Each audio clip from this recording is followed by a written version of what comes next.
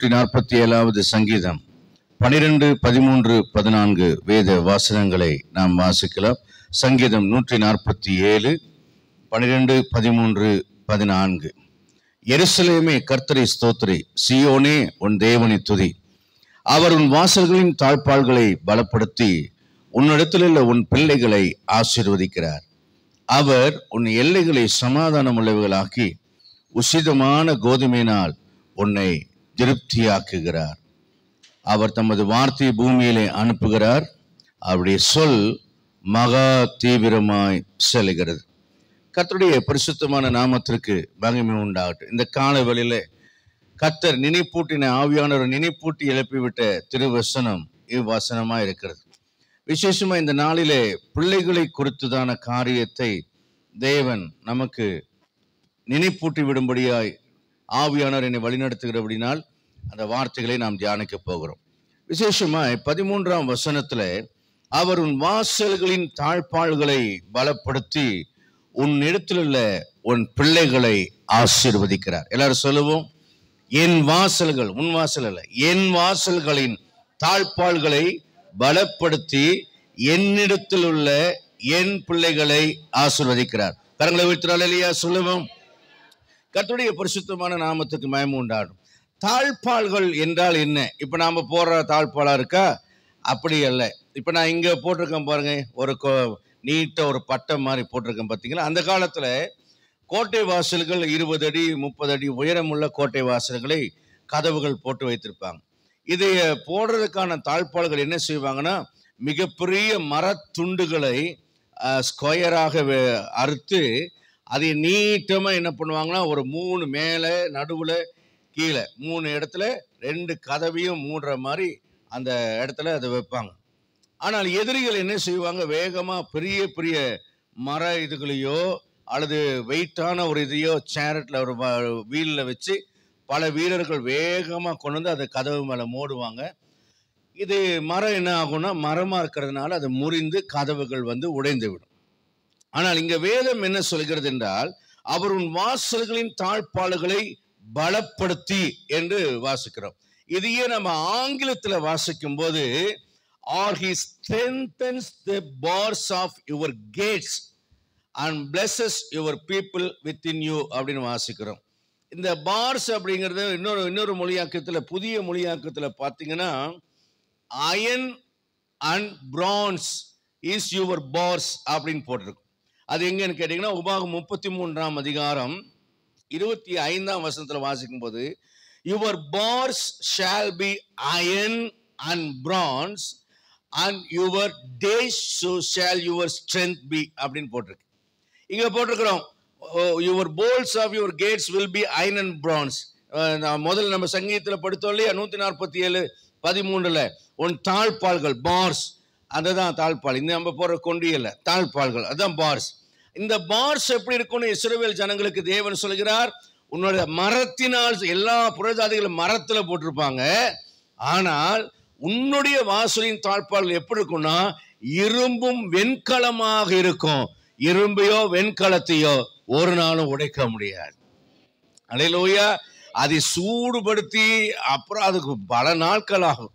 ஆனால் இரும்பும் வெண்கலம் உன் வாசலின் தாழ்ப்பாளாய், அந்த அயன் பாராக அல்லது பிரான்ஸ் பாரா இருக்கிறதுனால உன் வாசல்களின் தாழ்ப்பாள்கள் எப்படிப்பட்டதா இருக்கிறது?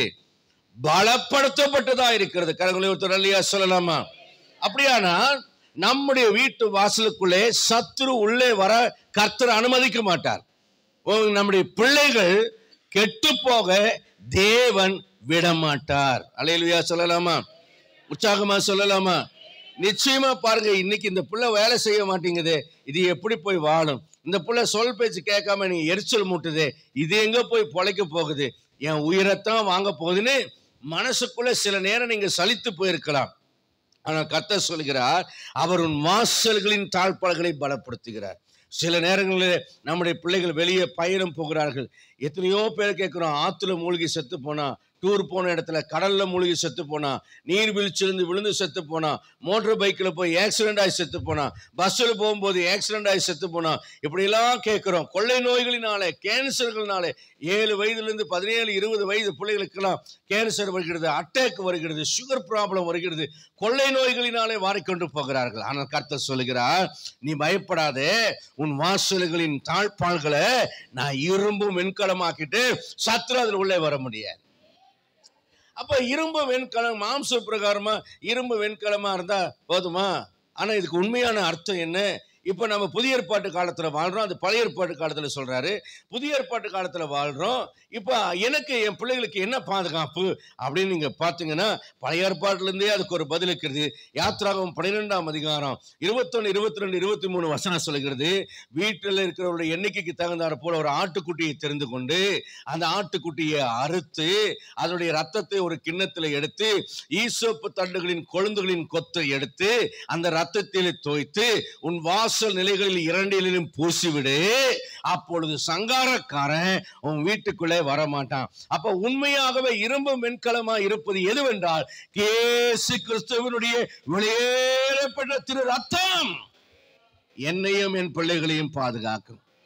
அல்லேலூயா. அவர் என் பாவங்களுக்காக மரித்தார், என் சாபங்களுக்காக மரித்தார், என் நோய்களுக்காக மரித்தார், எனக்கு சமாதானத்தை உண்டு பண்ணும் ஆக்களை ஏற்றுக்கொண்டார்.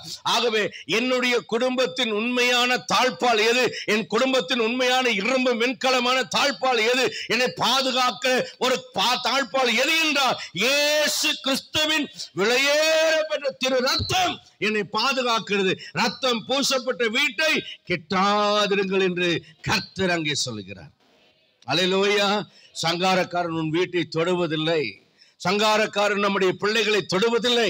நம்முடைய வீட்டின் வாசல்களின் தாழ்பாள்கள் இயேசு கிறிஸ்துவின் ரத்தத்தினாலே அபிஷேகம் பண்ணப்பட்டதா இருக்கிறது, ரட்சிக்கப்பட்டதா இருக்கிறது, காப்பாற்றப்பட்டதா இருக்கிறது, அடையாளப்படுத்தப்பட்டதா இருக்கிறது, முத்திரிக்கப்பட்டதா இருக்கிறது, வேலி அடைத்ததா இருக்கிறது.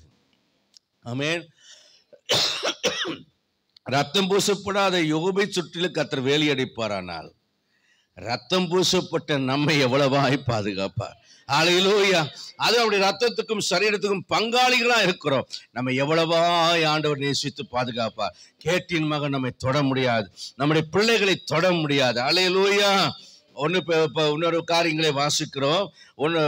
எப்படின்னு கேட்டா, முதல்ல நம்முடைய பிள்ளைகளுடைய ஒரு 5 காரியங்களை நான் சொல்லி போறேன். நேரம் இல்லை, சண்டே நான் பிரீஃபா அதை நான் மெசேஜில் சொல்றேன்.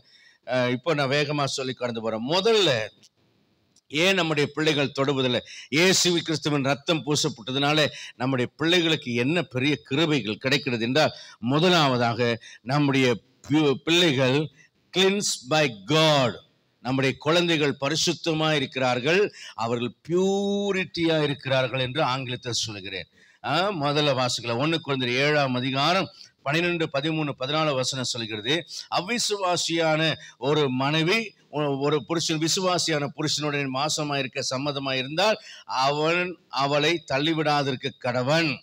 அதே போல அவிசுவாசியான புருஷன் விசுவாசியான மனைவியுடன் வாசமா இருக்க விருப்பமா இருந்தால் அவள் அவனை தள்ளிவிடாதிருக்க கடவன் என்று சொல்லிவிட்டு 14ஆம் வசனத்துல சொல்லுகிறார், இல்லாவிட்டால் உங்கள் பிள்ளைகள் அசுத்தமா இருக்குமே. வாசிங்க பாருங்க. எண்ணத்தினால் எனில், நல்லா கவனிங்க, எண்ணத்தினால் எனில். நமக்கு ஒரு கேள்வி வரும், என் புருஷன் செய்யற பாவத்தினால என் புள்ள பாதிக்கப்படும் பாஸ்டர். நிறைய விசுவாசிகள் சொல்றதை நான் கேட்டிருக்கேன். என் பொண்டாட்டி செய்யற பாவத்தினால என் பிள்ளைங்க பாதிக்கப்படும் பாஸ்டர். சில நேரத்தில் குற்றம் சொல்லுவோம், உன்னாலதான் என் புள்ள கஷ்டப்படுது, உன்னாலதாண்டி என் புள்ள கஷ்டப்படுது சொல்லுவோம். ஆனால் இங்கே வேதம் தெளிவாக சொல்லுகிறது பாருங்க, எண்ணத்தினாலெனில் அவிசுவாசியான புருஷன் தன் மனைவியால் பரிசுத்தமாக்கப்படுகிறான், அவிசுவாசியான மனைவியும் தன் புருஷனால் பரிசுத்தமாக்கப்படுகிறாள். இல்லாவிட்டால் உங்கள் பிள்ளைகள் அசுத்தமா இருக்குமே. அப்ப அவிசுவாசியா இருந்தாலும் விசுவாசியான மனைவினாலேயோ விசுவாசியான புருஷனாலேயோ அந்த கணவனோ அந்த மனைவியோ பரிசுத்தமாக்கப்பட்டு விடுகிறார்கள். ஆகவேதான் பிறக்கிற பிள்ளைகளை கர்த்தர் பரிசுத்தமான பிள்ளைகள் என்று கர்த்தர் சொல்கிறார். அல்லேலூயா. அப்ப முதலாவது நம்முடைய தாழ்பால் எப்படி பலமா இருக்கிறது என்றால், நம்முடைய பிள்ளைகள் பரிசுத்தம் என்கிற தாழ்பால்குள்ள இருக்கிறார்கள். இயேசு கிறிஸ்துவின் ரத்தம் எந்த வீட்டு நிலைக்கால்கள் மேல பூசப்பட்டிருக்கிறதோ, அயன் பாரா பிரான்ஸ் பாரா இருக்கிறதோ, அந்த வீட்டுல இருக்கிற பிள்ளைகள் பரிசுத்தமான பிள்ளைகளா இருப்பாங்க. உங்க பிள்ளைங்க கெட்டு போக மாட்டாங்க. நம்புங்க, ஆண்டவரை நம்புங்க. அநேக நேரங்களில் நம்ம சொல்லுவோம், இவன் இப்போ மேல நம்பிக்கையில் இவன் என்ன ஆவானோ தெரியல. நம்முடைய மாம்சம் சொல்லும், நம்முடைய மூளை அறிவு சொல்லும். எங்கேயோ நடந்த சம்பவங்களை எல்லாம் சாத்தான் ஞாபகப்படுத்தி, அவன் பிள்ளைக்கு பார்த்தாயா, அவன் பையனுக்கு பார்த்தாயா, இவனை பார்த்தாயா, அவளை பார்த்தாயா, இவனும் அவளை போல இவளும் அவளை போல. இல்லை இல்லை, அவங்க இயேசுவின் ரத்தத்தினால மறைக்கப்படவில்லை. அல்லேலூயா. முதல் பிரசித்தமா பரிசுத்தமா இருந்தா, பிரசித்தமாலாம் பரிசுத்தமா இருக்குன்னு சொல்லிக்கிறதே முதல்ல ஒரு பெரிய ஒரு கிருபை என்னன்னா, நாம இயேசுவின் ரத்தத்தினால் மீட்கப்பட்டதுனால என் பிள்ளைகள் பரிசுத்தமா இருக்கிறார்கள். அல்லேலூயா. இரண்டாவது நமக்கு கொடுக்கப்படுகிற ஒரு பெரிய ஆசீர்வாதத்துக்கு முன்பதாக இன்னொரு வசனத்தை சொல்றேன். ஏன் பரிசுத்தத்தினுடைய முக்கியத்துவம் என்ன? மீக 6ஆம் அதிகாரம் 7ஆம் வசனம் சொல்கிறது. அங்க என்ன எழுதப்பட்டிருக்கணும்னா, வாசிங்க. மீக 6ஆம் அதிகாரம் 7ஆம் வசனம். ஆயிரங்களான ஆட்டுக்கடாக்களின் பெயர்களிலும் எண்ணெயாய் ஓடுகிற 16 ஆறுகளின் பேரில் கர்த்தர் பிரியமாயிருப்பாரோ, என் அக்கிரமத்தை போக்க என் முதற் பேரானவனையும், என் ஆத்மாவின் பாவத்தை போக்க என் கர்ப்பத்தின் கனியையும் கொடுக்க வேண்டுமா? என் ஆத்மாவின் பாவத்தை போக்க என் பிள்ளையை நான் கொடுக்கணுமா? என் அக்கிரமத்தை போக்க என் முதற் பேரான குமாரனை கொடுக்கணுமா என்றால், இல்லைங்க, இல்லை. உன் பிள்ளைகள் பரிசுத்தம் என்கிற தாழ்பாள்களினாலே அவர்கள் காப்பாற்றப்படுகிறார்கள், பாதுகாக்கப்படுகிறார்கள். ஆமென். அல்லேலூயா. இரண்டாவது காரியத்தை சொல்லி நான் கடந்து போக நான் விரும்புகிறேன். இரண்டாவதாக, முதல்ல ஆண்டவர் பியூரிட்டியாக நம்முடைய சந்ததியை மாற்றுகிறார். இரண்டாவதாக வாசிக்கிறோம், நம்முடைய சந்ததிக்கு பீஸ்ஃபுல்லான லைஃப் கொடுக்கிறார். ஆமென். வாசிக்கலாம். ஏசாயா 54ஆம் அதிகாரம் 13ஆம் வசனத்தை நாம் வாசிக்கலாம்.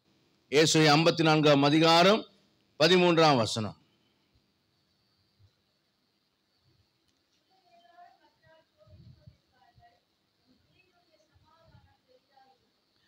உன் பிள்ளைகள் எல்லாரும் கர்த்தரால் போதிக்கப்பட்டிருப்பார்கள். therefore அவங்களுடைய சமாதானம் பெருசா இருக்கும். அல்லேலூயா. எப்படி பாஸ்டர் சும்மா சமாதானங்கிறீங்கன்னா, கர்த்தர் நம்முடைய பிள்ளைகளுக்கு ப்ரீச் பண்ணிடுறார், அவர் டீச் பண்ணிடுறார். என் பிள்ளைகள் எல்லாரும் கர்த்தராலே போதிக்கப்பட்டவர்களா இருப்பார். நீங்க எப்படி ரிசீவ் பண்றீங்கன்னு எனக்கு தெரியல. நான் சரியா சத்தியம் சொல்லல பாஸ்டர், ஆனா எனக்கு எங்க அம்மா சத்தியம் சொன்னாங்க, கொஞ்ச நாள் தான், ஆனா பெருசா ஒன்றும் நான் கேட்கல. ஆனா இன்னைக்கும் ஆண்டவர் எனக்கு டீச் பண்றார். அதனால என்னுடைய சமாதானம் பெரிதா இருக்கிறது. என் மனைவி அடிக்கடி சொல்லுவாங்க, எங்க போனாலும் எப்படி இருந்தாலும் நம்ம வீட்டுக்குள்ள வந்து நம்ம பெட்ரூம்ல வந்து அந்த கட்டல்ல உட்கார்ந்துட்டாலே அப்பா ஒரு பெரிய சமாதானம்டா. அந்த இடத்துல இருக்கிறது போல எனக்கும் அப்படிதான் உணர்வேன். எவ்வளோ ஸ்டார் ஹோட்டலில் போய் தங்கினாலும், கோயம்புத்தூர்ல போய் லக்ஸுரியஸாக சாப்பிட்டாலும் தங்கினாலும் அவ்வளோலாம் கேட்டதெல்லாம் கிடைக்கும். ஆனால் என் வீட்டில் கேட்டதெல்லாம் கிடைக்காது, எல்லாமே குறைவாக தான் இருக்கும், கஷ்டம்தான். ஆனால் ஒரு சமாதானம் இருக்க பாருங்க. ஏனென்றால் கர்த்தரால் கொடுக்கப்பட்ட போதனை. என் மனைவி அடிக்கடி தீர்க்க தரிசனத்தையும் பிரசங்கத்தையும் திரும்ப திரும்ப திரும்ப கேட்பாங்க. நான் சொல்ல, என்ன இது மனப்பாடம் பண்ணுற மாதிரி கேட்டே இருக்கிறேன். இல்லை, கர்த்தருடைய வார்த்தையை நான் மறக்கக்கூடாது, அவருடைய போதனைகளை மறக்கக்கூடாது. அல்லேலூயா. அவர் ஆண்டவர் ப்ரீச் பண்ணக்கூடிய ஒரு சந்ததியாக நம்முடைய சந்ததி இருக்கிறதுனால நம்முடைய சந்ததியினுடைய சமாதானம் நல்லா இருக்கும். அதனால இதுக்கு நான் பெயர் கொடுக்குறேன், பீஸ் என்று பெயர் கொடுக்கிறேன். ஆமென். முதல்ல purity generation, secondly peaceful generation. மூன்றாவதாக நான் யோவான் 3ஆம் அதிகாரம் 3 யோவான் 3-4 வசனத்தை நான் வாசிக்கிறேன். 3 யோவான், அதாவது 1 யோவான் 2 யோவான் இருக்கு இல்லையா, அதுல 3 யோவான்ல 3-4 வசனத்துல வாசிக்கிறேன். பிள்ளைகள் சத்தியத்தில் நடக்கிறார்கள் என்கிற சந்தோஷத்தை விட வேறொரு சந்தோஷம் எனக்கு இல்லை. ஆகவே நம்முடைய பிள்ளைகள் சத்தியத்தில் நடக்கிறதுனால அவங்க சமாதானம் பெருசா இருக்கும். அல்லேலூயா. மூணாவது காரியம் பார்த்தீங்கன்னா ப்ராஸ்பரிட்டி ஜெனரேஷன். அல்லேலூயா. என்ன ஜெனரேஷன்? Prosperity generation. ப்ராஸ்பரிட்டி என்றால் என்ன? செழிப்பு, ஆசீர்வாதம். ஏசாயா 61ஆம் அதிகாரம் 9ஆம் வசனத்தை வாசிப்போம். ஏசாயா 61ஆம் அதிகாரம் 9ஆம் வசனம். அவர் சந்ததியானது ஜாதிகளின் நடுவிலும் அவர் சந்தானமானது ஜனங்களின் நடுவிலும் அறியப்பட்டிருக்கும். அவர்களை பார்க்கிற யாவரும் அவர்கள் கர்த்தரால் ஆசீர்வாதம் பெற்ற சந்ததி என்று அறிந்து கொள்வார்கள். இந்த வசனத்தை எல்லாம் நெஞ்சில் எழுச்சிக் கொள்ளுங்க. பிசாசு உங்களுக்கு சந்தேகம், பயம், வேதனைகளை கொடுக்கும் போது நீங்க சொல்லணும், அவர்கள் சந்ததியானது ஜாதிகள் நடுவிலும் அவர்கள் சந்தானமானது ஜனங்களின் நடுவிலும் அறியப்பட்டிருக்கும். எல்லாரும் பேசுகிற ஒரு சந்ததியாக நம்முடைய பிள்ளைகளை கர்த்தர் ஆசீர்வதிப்பார். எப்படி சொல்லுவாங்களா? எப்படி அறியப்பட்டிருக்குமா? அவர்கள் கர்த்தரால் ஆசீர்வாதம் பெற்ற சந்ததி என்று அறிந்து கொள்வார்கள். உடன் பிறந்தவருடைய பிள்ளைகள் கூட அப்படி இருக்க மாட்டாங்க. ஆனா உங்க பிள்ளைங்க அப்படி கர்த்தரால் ஆசீர்வதிக்கப்பட்டிருப்பார். ஆமென். இது ப்ராஸ்பரிட்டி ஜெனரேஷன். மத்தேயு 7:11 சொல்லுது, பொல்லாதவர்களாகிய நீங்கள் உங்கள் பிள்ளைகளுக்கு நல்ல ஈவுகளை கொடுக்க அறிந்திருக்கும் போது அதை நான் இப்படி கொஞ்சம் எனக்காக ஏற்றுக்கொண்டு வாசிக்கிறேன்.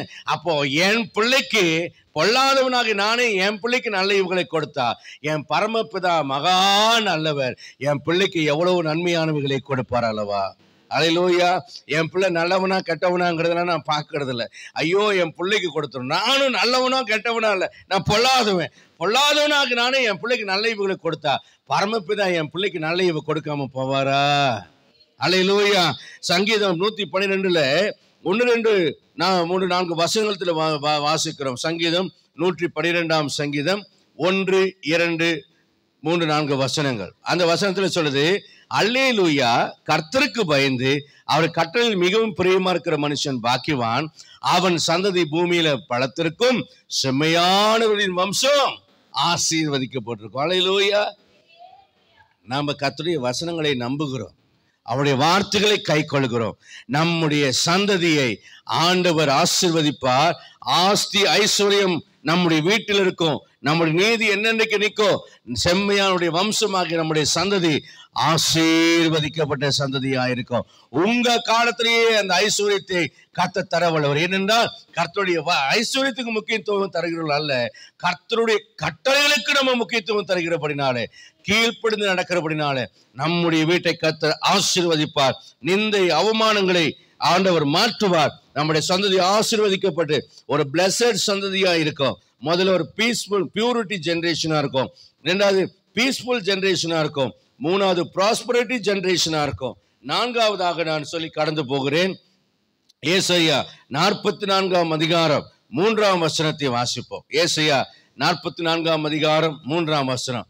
இப்போது தாசனாகிய தாகமுள்ள தண்ணீரையும் வறண்ட நிலத்தின் மேல் ஆறுகளையும் ஊற்றுவேன், உன் சந்ததியின் மேல் என் ஆவியையும் உன் சந்தானத்தின் மேல் என் ஆசீர்வாதத்தையும் ஊற்றுவேன். அல்லேலூயா. ஆண்டவர் என்ன சொல்கிறார்? என் ஆவியை உன் சந்ததியின் மேல் ஊற்றுவேன். Our generation will be possessed by a spirit of God. அல்லேலூயா. என்னுடைய சந்ததி தேவனுடைய ஆவியினாலே நிரப்பப்பட்டதாக நடத்தப்பட்டதாக இருக்கும். தேவனுடைய மகிமையுள்ள ஆவியானவர் நம்முடைய சந்ததியின் மேல் இருப்பார். எதற்காக? ஆலோசனை சொல்லி வழி நடத்துகிறவராக இருப்பார். அது மாத்திரமல்ல, ஏசாயா 59 அதிகாரம் 21 வசனத்துல வாசிக்கிறோம். ஏசாயா 59 அதிகாரம் 21 வசனம், உன்மேல் இருக்கிற என் ஆவியையும். இப்ப ஆவியை ஊற்றுகிறார்ல, இப்ப என்ன நடக்குது? உன்மேல் இருக்கிற என் ஆவி, நான் உன் வாயில் அருளிய என் வார்த்தை. அப்ப என்னுடைய ஆவியும் என் வார்த்தைகளும், இப்ப நம்ம வாயில நம்ம கர்த்தருடைய வார்த்தை நாம என்ன நினைப்போம்? நான் ஆண்டவருக்குள்ள இப்படி இருக்கிறேன், ஆனா என் பிள்ளை அப்படிலாம் இருப்பானா இல்லையோ என்னமோ தெரியலையே. ஆனா கர்த்தர் என்ன சொல்றார்? உன்மேல் இருக்கிற என் ஆவியும் உன் வாயில் நான் அருளிய என் வார்த்தைகளும் இது முதல் என்னென்றைக்கும் உன் வாயில் இருந்தும். நீங்க கூட நினைப்பீங்க, ஐயோ நான் இதை தவறிடணும். இல்ல, நீ தவற மாட்ட, கெட்டு போக மாட்ட, நீ பரிசுத்தமா இருப்ப, நல்லா இருப்பேன்னு ஆண்டவர் நமக்கு நம்பிக்கை கொடுக்கிறார். அல்லேலூயா. உன் வாயிலிருந்தும் உன் சந்ததியின் வாயிலிருந்தும், நம்முடைய பிள்ளைகள் வாயிலிருந்தும், பிள்ளைகள் வாயில மட்டுமல்ல உன் சந்ததியின் வாயிலிருந்தும் நீங்குவதில்லை என்று கர்த்தர் சொல்கிறார். இது எனக்கு அவர்களோடு இருக்க என் உடன்படிக்கை என்று கர்த்தர் சொல்கிறார். ஆமென். This is covenant before our generation and God. Between God, ஆண்டவருக்கும் நம்முடைய தலைமுறைகளுக்கும் இருக்கக்கூடிய ஒரு உடன்படிக்கை. அப்ப ஆண்டவர் என்ன சொல்றார்? அவருடைய ஆவியை ஊற்றுகிறார். அது மாத்திரமல்ல, அவருடைய வார்த்தைகளினாலே நாம் தேவ ஜனத்தை பொசஸ் பண்ணுகிறார். அப்ப நம்முடைய generation possessed by Spirit of God. Hallelujah. Hallelujah. possessed by Spirit of God. இப்போ அந்த வார்த்தைகள் எதை குறிக்கிறதா இருக்கிறது என்று நீங்க பாத்தீங்கன்னா ஏசாயா 55ஆம் அதிகாரம் 11ஆம் வசனத்தை நீங்க படிச்சு பாத்தீங்கன்னா ரொம்ப அற்புதமா இருக்கு. எதுக்கு இவன் வாயில வார்த்தையை கொடுக்கிறாரு? அவர் வார்த்தையை ஏயா என் வாயில கொடுக்கிறாரு, என் வாயிலிருந்து ஏயா என் பிள்ளைங்க வாயில கொடுக்கிறாரு, என் பிள்ளைங்க வாயிலிருந்து ஏன்னா ஏயா என் சந்ததியின் வாயில பிள்ளைங்க பேர பிள்ளைகள் வாயில கொடுக்கிறார் என்றால் வாசிங்க, அப்படியே என் வாயிலிருந்து புறப்படும் வசனம் இருக்கும், அது வெறுமையா என்னத்துக்கு திரும்பாமல் நான் விரும்புகிறதே செய்து நான் அதை அனுப்பின காரியம் ஆகும்படி செய்யும். இப்ப ஆண்டவர் என்ன பண்றாரு? அவருடைய வாயிலிருந்து வசனத்தை என் வாய்க்கு டிரான்ஸ்ஃபர் பண்ணிட்டார். நல்லா முத்து நீங்க நல்லா புரிஞ்சுக்கொள்ளணும். என் வாய்க்குள்ள டிரான்ஸ்ஃபர் பண்ணிட்டார். இப்ப என் வாய்க்குள்ள இருக்கிற அந்த வார்த்தைகள் என்ன செய்து தேவன் விரும்புகிற காரியத்தை என் வாழ்க்கையில செய்கிறது. அடுத்தது அந்த வார்த்தை அதோட திரும்ப ஆண்டவர்கிட்ட போகல. அதனாலதான் ஆண்டவர் சொல்றாரு, உன் வாயில நான் வார்த்தையை கொடுத்துட்டேன்ப்பா, அது விரும்பினதை செஞ்சுட்டு அது எங்கிட்ட வராது. அடுத்தது என்ன செய்யும்? உன் சந்ததியினுடைய வாய்க்குள்ள போயிடும். அவரால் சொல்லுங்கள காலையில தியானித்த போது நான் உள்ளம் பூரித்து போனேன். அல்லேலூயா, நீர் எவ்வளவு பெரிய ஆண்டவர், என்னோடு நீர் நின்று விடவில்லை, என் தலைமுறைகளை நீர் கைவிடாத தேவன். அல்லேலூயா. உன் வாயில மட்டுமல்ல உன் சந்ததியின் வாய்க்குள்ள நான் அனுப்புறேன், அங்கே போய் அது நான் விரும்புகிற காரியத்தை செய்யும். அதோடு நான் விட்டுறதில்லை, உன் பிள்ளையோடு கூட நான் மறந்துறதில்ல. உன் பிள்ளையினுடைய வாயிலிருந்து உன் பேர பிள்ளை வாய்க்கு அனுப்புறேன். உன் சந்ததியின் வாயில நீங்கிறது இல்ல, உன் பேர குழந்தையும் என் விருப்பத்தின்படி செய்யும். இப்ப நம்ம அடுத்தது நம்ம பேரப்புள்ள பெருசாகும் போது நம்ம உயிரோடு இருப்போமோ தெரியாது, நம்ம மறைச்சிடுவோம். அதுக்கப்புறம் இதை யாருக்கு சொல்லுவார்னா நம்முடைய சந்ததிக்கு சொல்லுவார், நம்ம பிள்ளைகளுக்கு சொல்லுவார். அல்லேலூயா, அல்லேலூயா. அவர் அனுப்பின காரியம் ஆகும்படி செய்து அவர் விரும்புகிற காரியத்தை நம்முடைய வாழ்க்கையில செய்யாம இந்த வார்த்தைகள் ஒழியாது. அதனால எப்போதும் தேவனுடைய வார்த்தைகளை பேசிக்கொண்டே இருங்கள், சொல்லிக்கொண்டே இருங்கள். வாச நிலைகளில் உட்காரும் போது எந்திரிக்கும் போது எல்லாரும் என்ன சொல்லுவாங்க, ஆமா நீங்க வசனம் சொல்லி மடக்குவீங்க, எனக்கு அதை தவிர வேற ஒன்றும் தெரியாது. என் வாயிலிருந்து வசனம் பிரியாதிருப்பதாக. உள்ளத்தின் இருவினால வாய் பேசும். வசனம் வசனம் வசனம் வசனம், கர்த்தருடைய வார்த்தை கர்த்தருடைய வார்த்தை கர்த்தருடைய வார்த்தை. நான் நிற்கிறேன் அப்படின்னு சொன்னா அந்த வார்த்தை தான் என்னை நிற்க வைக்குது. கண்மலையின் மேலே என்னை நிற்க வைக்குது. பெருங்காற்று பெருமளம் பெரு இது வந்தாலும் அழியாது. கர்த்தருடைய வார்த்தை அவர் விரும்பின காரியத்தை செய்யும். They are possessed by God, possessed by Spirit of God, possessed by Word of God. Hallelujah.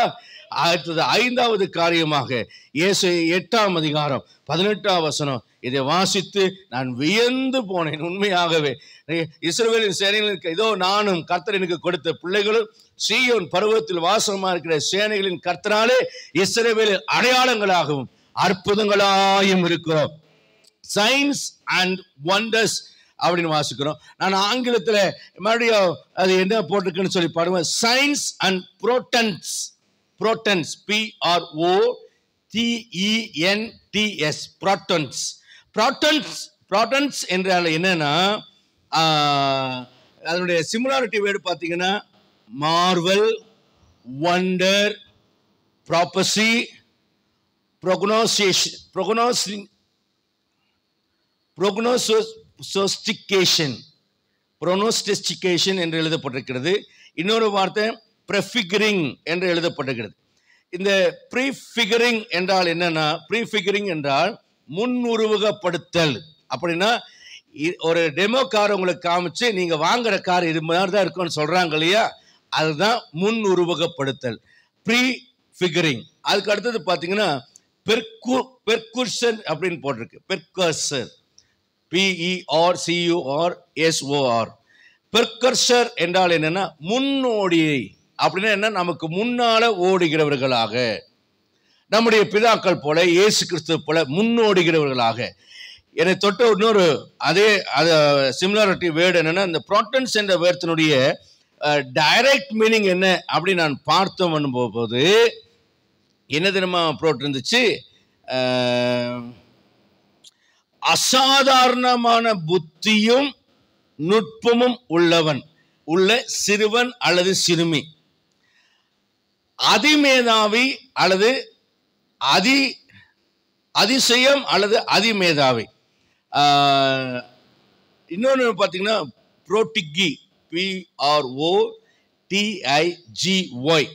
a person, especially a young one, endowed with exceptional endowed with qualities or abilities அப்படின்னு போட்டு ஒரு சின்ன வயதிலேயே அசாத்தியமான வயதுக்கு மீறிய திறமையும் மதிநுட்பம் கொண்ட ஒருவராக என்ற அர்த்தம். அநேக நேரங்களில் நம்ம ஸ்கூல் டீச்சருக்குள்ள கொடுத்தவங்க புள்ள மக்குப்பா அப்படிம்பாங்க, இது தேராதுங்கம்பாங்க, இது முன்னேறாதுன்னு சொல்லுவாங்க. ஆனா ஆண்டவர் என்ன சொல்றாரு? சேனைகளின் தேவனாகிய கர்த்தராலே அடையாளமாக, அற்புதமாக, அடையாளமாக முன் உருவகப்படுத்த, முன் மாதிரியாக, முன்னோடுகிறவனாக, எல்லாத்துக்கும் ரோல் மாடல், எல்லாருக்கும் ரோல் மாடலாக, இன்னொரு விதத்துல சொல்ல போனா அதிமேதாவியாக, அதிமேதாவியான மதிநுட்பம், அதிக மதிநுட்பம் கொண்டவனாக, வயதுக்கு மீறிய அறிவையும் ஆற்றலையும் உடையவனாக இருக்கக்கூடிய சிறுவர் சிறுமி. அந்த PRODIGY இதை வேணா கூகுள்ல போட்டு பார்த்துங்க, அந்த ப்ரொனன்சியேஷன் சொல்றேன். PRODIGY வேதத்தில் கொடுக்கப்பட்ட ப்ராட்டன்ஸ் என்ற வார்த்தையினுடைய சிமிலாரிட்டி வேர்ட். இதுக்கு உண்மையான அர்த்தம் என்னவென்றால் அசாதாரணமான புத்திய நுட்பம் உள்ளவன், அதிமேதாவி, சிறு வயதிலேயே வயதுக்கு மீறிய அறிவையும் ஞானத்தையும் உடையவன், அல்லது திறமைகளையும் தகுதிகளையும் உடையவன், அல்லது அதிசயமானவன், அற்புதமானவன், முன்னோடுகிறவன். அதுதான் அடையாளமாக, அற்புதமாக. நீங்க கேள்விப்பட்டிருவீங்க, 10 வயசுலேயே PhD வாங்கிட்டான் ஒரு பையன் அப்படின்னு. அமெரிக்காவில் ஒரு பையன், இந்தியன் மாணவன், எவ்வளோ பெரிய வேர்டை சொன்னாலும் அதுக்கு உடனே ஸ்பெல்லிங் கரெக்டாக சொல்லிடுவான். வயது பார்த்தா 7 வயது, 10 வயதோ 11 வயதோ தான். ஆனால் இன்னொரு பையன் ஒரு 14 வயசு தான். ஆனால் அவன் சயின்டிஸ்டுடைய எல்லா படிப்பையும் படித்து முடிச்சுட்டான். அவன் பெரியவங்களுக்கு போய் அவன் டீச் பண்ணுறான். அப்போ வயதுக்கு மீறிய வளர்ச்சி. நான் கேட்குறேன், நம்முடைய பிள்ளைகளை தான் அப்படி கர்த்தர் மாற்றணும். நம்முடைய பிள்ளைகளை தான் அப்படி கர்த்தர் மாற்றணும்.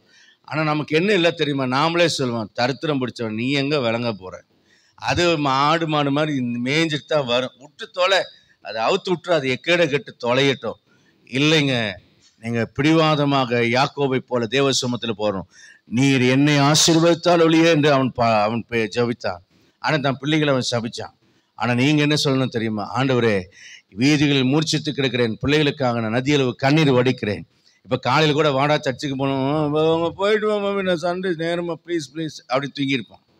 ஆனால் நீங்கள் சொல்லணும், ஆண்டவரே என் பிள்ளைங்க உண்மை தேடணும், ஆண்டவரே இந்த மாதிரி என் பிள்ளைங்க வரணும். சும்மா சராசரியாக 10 பேரோட இப்போ இன்டர்வியூக்கு உட்காரணும் இல்லை, வீட்டுக்கு தேடி எங்கள் கம்பெனிக்கு உங்கள் பிள்ளைய அனுப்பி வைங்க, வரமாட்டேன்றாரு. அவர் எங்கள் கம்பெனியில் வேலை செஞ்சு எங்களுக்கு பெருமை, அவர் கேட்குறதெல்லாம் கொடுக்குறாங்க, ஆனால் அவர் முடியாதுங்கிறாரு அப்படின்னு சொல்லணுங்க. வேலையில் நம்ம பிள்ளை வீட்டில் உட்காந்துட்டு சோர்ந்து போய் மோமாய் தேய்ச்சிட்டு தாவாங்கொட்டையை தடவிட்டு இருக்கிறவனாக அல்ல. நம்ம எப்படி இருக்கணும் தெரியுமா? நம்ம பிள்ளைகளுக்கு அவன் பிறக்கிறதுக்கு முன்னாலேயே பேர் வைக்கப்பட்ட யோவான் ஸ்நானகனை போல, சிம்சோனை போல, அவனை போல யாருமே இல்லைங்கிற மாதிரியான ஒரு பிள்ளையா நம்ம பிள்ளை கர்த்தர் மாற்ற வல்லவரா இருக்கிறார். அவருடைய கரம் குறுகி போகல, இன்னைக்கும் அதிசயம் செய்ய ஆண்டவர் வல்லவர். இந்த வசனத்தை படிச்சோன்னே என் கண்கள் திறந்தது. என்னுடைய வாழ்க்கை உங்களுக்கு சாட்சியா இருக்கு. என்னுடைய மூத்த பிள்ளையை பார்த்து டாக்டர் என்ன சொன்னான்னு சொல்லியிருக்கேன் நான் உங்களுக்கு. ஆனால் இன்னைக்கு என் மனைவி கிட்ட பழைய வீட்டில் நான் அதுதான் சொல்லுவேன், ஒரு நாள் வரும், இன்னைக்கு அழுகிற, ஆனால் ஒரு நாள் வரும் நீ சண்டை போடுவேன். இன்னைக்கு அதுதான் நடந்து கொண்டு இருக்கிறது என் வீட்டில். நான் சண்டை போடுற போது 2 பேரும் சண்டை போடும்போதெல்லாம் நான் யோசிப்பேன், ஒரு நாள் என் மனைவி அழுதாள், இன்றைக்கு சந்தோஷமான பிள்ளைத்தாட்சியாக களி கூற பண்ணுகிறார். அல்லேலூயா, அல்லேலூயா. அப்போ peaceful generation. Second thing purity generation. Second peaceful generation. மூணாவது ப்ராஸ்பரிட்டி ஜெனரேஷன். நான்காவதாக possessed by spirit of God, possessed by God generation. அடுத்தது பார்த்தீங்கன்னா ப்ராட்டன்ஸ் ஜெனரேஷன். அல்லேலூயா. அடையாளமாக அற்புதமாக இருக்கிற ஒரு சந்ததியாய் நம்முடைய சந்ததி இருக்கும். ஒரு அலங்கத்துக்குள்ளே சமாதானமும், ஒரு அரண்மனைக்குள்ளே சுகமும் இருக்கும். உன் வாசல்களின் தாழ்பாள்களை பலப்படுத்தி உன் இடத்துல உன் பிள்ளைகளை கர்த்தர் ஆசீர்வதிக்கிறார். ஆகவே நீங்கள் உங்கள் பிள்ளைகளுக்காக செய்கிற எந்த காரியத்தையும் நெகட்டிவாக எதையும் செய்யாமல் விசுவாசத்தோடு கர்த்தர் மேல் நம்பிக்கை வைத்து நீங்கள் செய்யுங்க. கர்த்தர் நிச்சயம் உங்கள் ஜெனரேஷனை ஆசீர்வதிப்பார். கண்களை மூடி ஜெபிப்போம். பரிசுத்தமான எங்கள் நல்ல பிதாவே, உம்முடைய கரத்தில் எங்களை அர்ப்பணம் செய்கிறோம். உம்முடைய பரிசுத்த கரங்களிலே இந்த மாதத்தை அர்ப்பணம் செய்கிறோம். உம்முடைய வார்த்தைகளை நாங்கள் விசுவாசிக்கிறோம். ஆண்டவரே, உம்முடைய வார்த்தைகள் பேதையை ஞானியாக்கும். ஆண்டவரே, இல்லாதவர்கள் இருக்கிறதாக அழைக்கும். ஆண்டவரே, உள்ளவைகளை அவமாக்கும்படி இல்லாதவர்களை தெரிந்து கொண்டேன். இல்லாதவர்களை ஆண்டவரே உள்ளவைகளாக நீர் அழைக்கிற கர்த்தர். பலமுள்ளதை வெட்கப்படுத்த பலவீனமானதை தெரிந்து கொண்ட கர்த்தர். உலகம் பலவீனம் என்று ஒதுக்கி வைத்தது அற்பமாய் எண்ணினது. ஆனால் அற்பமாய் எண்ணப்பட்டது அடையாளமாய் அற்புதமா நீ மாற்றுகிற தேவனாய் இருக்கிறீர். ஆண்டவரே, இல்லாத எங்களை நிறைவுள்ளவர்களாய் மாற்றுகிறீர். ஆண்டவரே, சமாதானம். ஆண்டவரே கர்த்தாவே, உம்முடைய பரிசுத்தம் உள்ள சந்ததியாக, ஆண்டவரே உம்முடைய கர்த்தரால் போதிக்கப்பட்ட ஒரு சமாதானம் உள்ள சந்ததியாக, ஆண்டவரே கர்த்தாவே சோத்திரிக்கிறப்பா, ஒரு செழிப்பும் ஆசீர்வாதம் உள்ள ஒரு சந்ததியாக, வெட்கப்படாதபடி செழிப்பிடிருந்த ஒரு சந்ததியாக இருக்கும்படியாக, கர்த்தருடைய ஆவியானவராலே நிரப்பப்பட்ட ஒரு சந்ததியாக காணப்படும்படியாக, அடையாளமாய் அற்புதமான ஒரு சந்ததியாக இருக்கும்படியாய் என் ஆண்டவர் ஆசீர்வதிப்பதற்காய் நன்றி செலுத்துகிறோம். உம்முடைய பொற்பாதங்களை முத்த செய்கிறோம், எங்களை தாழ்த்துகிறோம். உம்முடைய மகிமை விளங்க செய்ய ஒப்பு கொடுக்கிறோம். ஜனத்தை ஆசீர்வதியும். இந்த மாதம் முழுவதும் உம்முடைய கிருபை விளங்க பண்ணட்டும். அன்றே கடந்த நாட்களில் நடத்தின கர்த்தர் இனியும் நடத்துவீர், இப்பொழுது நடத்தி கொண்டிருக்கிறீர். அன்றே தப்புவித்தீர், தப்புவிக்கிறீர், தப்புவித்துக் கொண்டிருக்கிறீர், தப்புவிப்பீர். ஆண்டவரே, ஆண்டவரே, ஏந்தினீர், சுமந்தீர், தப்புவித்தீர். ஆண்டவரே, ஏந்துகிறீர், சுமக்கிறீர், தப்புவிக்கிறீர். ஆண்டவரே, இனிமேலும் ஏந்துவீர், சுமப்பீர், தப்புவிப்பீர். உம்முடைய வார்த்தைகளை அனுப்பியிருக்கிறீர், எங்கள் வாயிலை கொடுத்திருக்கிறீர். அது நீர் விரும்புகிறது எங்கள் வாழ்க்கையில செய்து கொண்டிருக்கிறது. ஆண்டவரே, அதே வார்த்தையை என் சந்ததியின் வாயில அனுப்புகிறீர். அவருடைய வாழ்க்கையில விரும்புகிறதை அது செய்யும். அவர்கள் வாயிலிருந்து அவருடைய சந்ததியின் வாய்க்கு நீர் அனுப்புவீர். அது நீர் விரும்புகிறது செய்யும். அது வெறுமையாய் இடத்துக்கு திரும்பி போகாத ராஜா. உங்களுடைய வார்த்தையில் இந்த காலவெளி நீர் அனுப்பியிருக்கிறீர். இன்றைக்கு அந்த வார்த்தைகள் எங்கள் வாயிலை நிலைத்திருப்பதாக நாங்கள் நம்ப பண்ணின வசனத்தை எங்களுக்காய் உறுதிப்படுத்துவீராக. ஜனத்தை ஆசீர்வதிக்கிறேன். தேவ கிருபையும் சமாதானம் ஆசீர்வாதம் சந்தோஷமும் உம்முடைய பிள்ளைகளோடு தங்கியிருக்கட்டும். நல்ல சுகபலனை தருவீராக, நல்ல செய்திகள் தருவீராக, மங்கள செய்திகள் தருவீராக, நற்காரியங்கள் நடக்க கிருபை செய்வீராக. உம்முடைய இரக்கங்களினால் நிரப்புவீராக, நன்மைகளினால் வாய் திருப்தியாக்குவீராக. என் நாமத்தை அவன் அறிந்திருக்கிறபடி அவன் உயர்ந்த அடைக்கலத்தில் வைப்பர் என்று சொல்லியிருக்கிறீரே. ஆண்டவரே, கர்த்தர் தமக்கு பயந்தனுடைய விருப்பங்களை நிறைவேற்றுகிறார் என்று வேதம் சொல்லுகிறதே. அப்பா, அவனமாய் ஆண்டவரை விரும்புகிற காரியங்களை நீர் தந்தரலே. நீர் ஆசீர்வாதி, இம்மைக்கு மறுமைக்குரிய ஆசீர்வாதத்தையும் ஆவியில பலத்தையும் பக்தி வைராக்கியத்தையும் தந்து உம்முடைய வசனத்தின் வெளிச்சத்திலே நடக்கிற ஆண்டவரே கர்த்தாவே, சத்தியத்தை கை கொண்டு உள்ளே பிரவேசிக்கிற நீதியுள்ள ஜாதியாய் ஆண்டவரை நீர் ஆசீர்வதித்து ஆண்டவரே வாசல்களை கர்த்தர் திறந்து வைப்பதற்காக நன்றி சொல்லுகிறோம். மனதார உம்முடைய பிள்ளைகளை ஆசீர்வதிக்கிறேன். கிருபை தந்து நடத்தும். ரட்சகராம் இயேசுவின் நாமத்தில் பிதாவே. ஆத்துமாவே கர்த்தரை ஸ்தோத்திரி, மனமே பரிசுத்த நாமத்தை ஸ்தோத்திரி. ஆத்துமாவே கர்த்தரை ஸ்தோத்திரி. கர்த்தர் செய்த சகல உபகாரங்களையும் மறவாதே. ஆமென். நம்முடைய கர்த்தராகிய இயேசு கிறிஸ்துவின் கிருபையும் பிதாவாகிய தேவனுடைய அன்பும் பரிசுத்த ஆவியானவருடைய அந்யோன்ய ஐக்கியமும் சந்தோஷம் சமாதானம் நம் அனைவரோடும் உலகிற சகல பரிசுத்தவான்களோடு மீண்டும் மீண்டும் கர்த்தர் திரும்ப வருமானம் இருப்பதாக. அல்லேலூயா. God bless you all. கர்த்தர் உங்களோடு இருப்பாராக. ஆமென்.